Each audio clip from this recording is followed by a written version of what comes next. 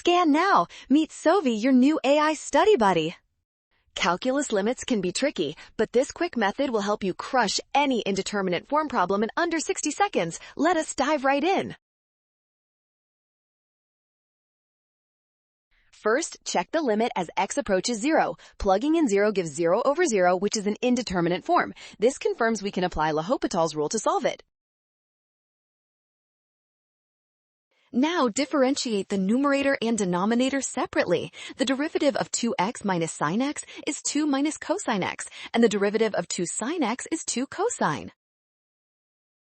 Finally, substitute 0 into the new expression. Cosine of 0 is 1, so we get 2 minus 1 over 2 times 1, which simplifies to 1/2. That is correct.